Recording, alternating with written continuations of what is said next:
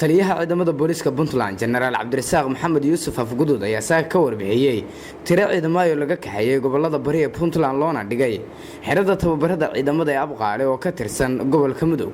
Taliyaha ayaa sheegay in ciidamadan ay soo qaadan doonaan tababar xoogan oo ay ugu adeegaan bulshada ay u shaqeeyaan, isagoo intaas ku daray in ciidamadan marka ay ka soo noqdaan la dirin doono kuwa kale si loogu dadaalo tayada ciidamada Puntland.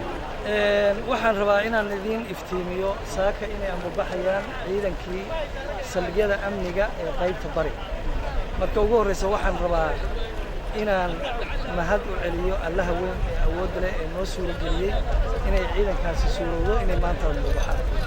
marka xiga waxaan mahad u naqayaa taliyaha qaybta booliska gobolka bari, taliyaasha saldhigyada, saraakiisha kale oo markiiba fuliyay awaamirtii dawladda oo ahayd ciidanka qaybta bari inuu ku xiroodo xirada Abqaale, taasoo loogu samayn doono reformkii iyo tababarkii baajkoodina loogu diyaarinayo si dhabana loogu tirakoobayo. mahad ballaaran baan u celinayaa saraakiishaas inta ay ku jireen hawlgalkaas oo aanay harsan hooyan tusaalena ay u tahay ciidankii inuu maanta korona ku jiro bixidna diyaar u yahay. ayaan maaragtay idin sheegaynaa taliya qaybta waa kan, taliya xigeenkii waa kan, saraakiisha saldhigyada waa joogaan. aad iyo aad baan saraakiisha ugu mahad celinayaa, waana qaybta si la yaab leh u qaadatay awaamirta dawladda una fulisay.